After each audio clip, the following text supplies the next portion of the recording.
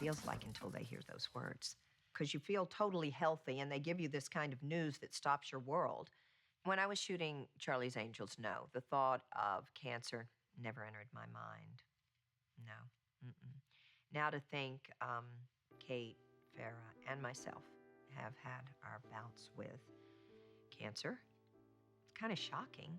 You know, the original Angels, that's sort of a shocking fact to me. I just went in for my yearly mammogram. I did not feel a bump, a lump, anything. And they said, you know, we see a few calcifications. It's nothing, but, you know, we want a biopsy. It doesn't look like anything. I said, okay. And so I did the biopsy and went home thinking nothing, healthy, you know, couldn't have felt better. And I go back for the results alone. The doctor comes in and he said, you have breast cancer. Well, being Sandy in Greece has probably been a defining moment of my career because just about every day, everywhere I go, somebody will refer to the movie when it was Mania Greece and, you know, the premieres around the world and the cars being jumped on and the records were #1 and everything. I was preparing to go on tour, actually.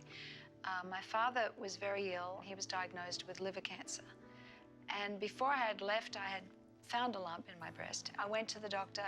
He sent me for a mammogram, and my husband got a phone call and said that my father had died. He also told me that the doctor wanted to see me on Monday. I knew when he told me that something wasn't right. I went in to see the doctor in his office, and he said, yes, we've found a cancer. I had cancer when I was 29. At that moment in my life, I had everything. I had love, health, I think is the most important thing, my family, my friends, my career, it was in success. I had everything I want. Suddenly, one day, the doctor called me and he said, I need to talk to you, so please come to see me. And I went, and he said, I have bad news. You have cancer. I was on tour promoting an album called Lucky. I did win an Oscar for writing a song for Al Gore's An Inconvenient Truth. I'd been to the mountaintop. I'd had the #1 hit. I'd seen what life was like from the vantage point of fame and success. I was in Canada, I was touring, and I actually turned to my drummer at the time and my guitar tech. I said, you know what, guys, is it about money? Is it about success? Because I've gotten that, and I'm still aching for something. And I just want the universe to show me something. And that morning, the next morning, when I got up and took a shower, and I noticed actually a very large lump, and I was surprised that I hadn't seen it the day before. And I thought, well, what's this? And you get that strange feeling like, ooh, that could be, no, it's not. But it might be, no, it's not. And I said, no, it'll go, I'm cysty, I'm sure I'm cysty. My wife, I pulled her into the other room and I said, you know, I'm a little concerned about this. And I showed it to her and she jumped back in horror. And so I called my doctor and she looked at it and she goes, you know what, we've got to get that biopsy. And she sat me down and she said, look, I'm not supposed to tell you before I get it back from the lab, but I think I know what this is. Even though my father died of cancer, my aunt died of cancer, my grandmother died of cancer, I was shocked that I had cancer. My favorite film was Khilona, Aina, Aapki Kasam, Tere Mere Sapne, Hare Rama Hare Krishna, Silver Jubilee film. 3 at the same time, which doesn't happen anymore today. Even one hit is a big ha-ha, hoo-hoo.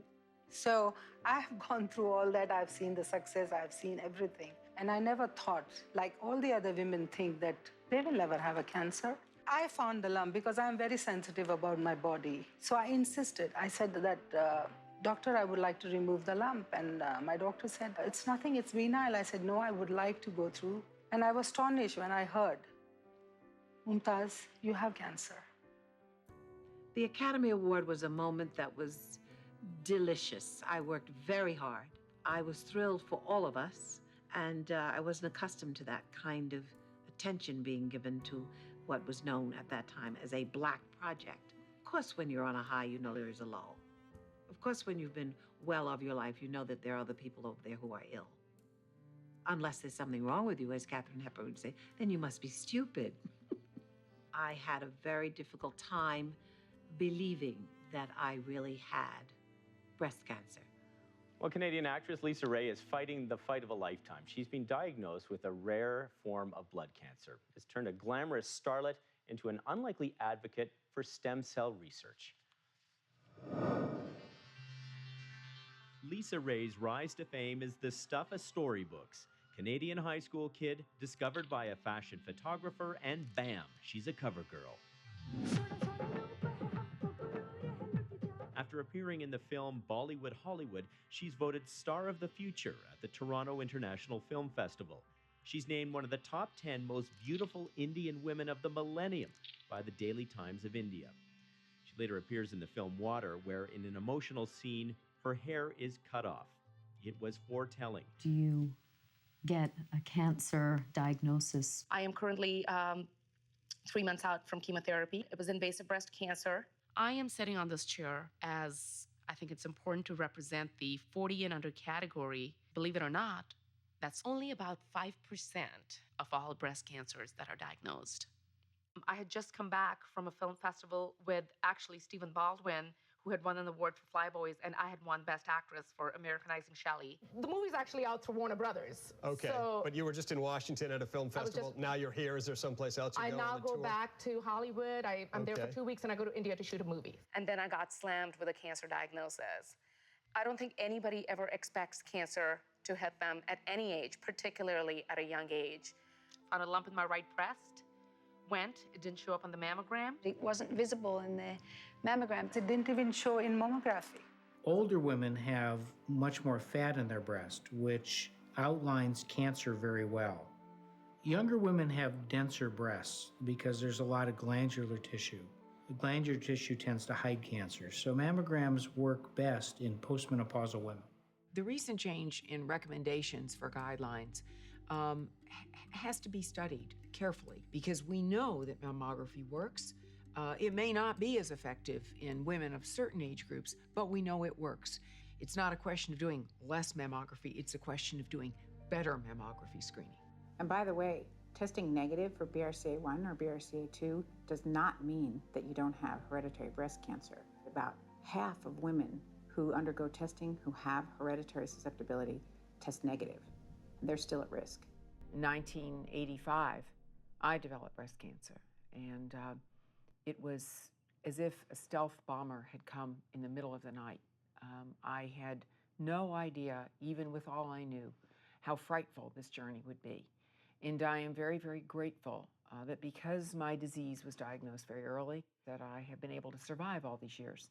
Detección temprana, early detection. And you do your regular exam that you should be doing monthly. The early detection is very important, regardless of color, regardless of nationality, regardless of religion. I was raised as a Muslim. There are certain Muslim countries, and they still believe that they should not remove their clothes, they should not do mammography. But I don't think that's the right attitude, because if you'll stay like that, how would you ever know that you have a cancer? What is cancer? There's a lot we don't know about it. Is it a living entity? Does it change forms?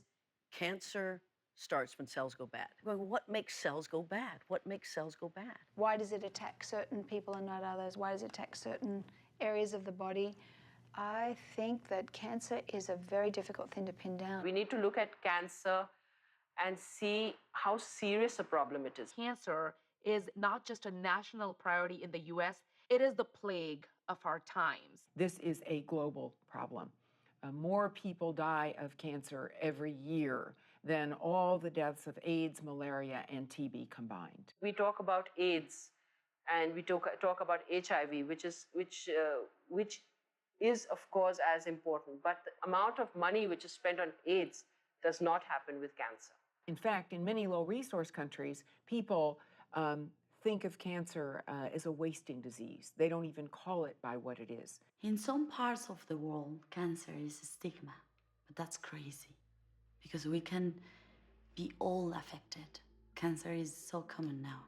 It's not even really talked about or mentioned at the UN. It is the forgotten Millennium Development Goal.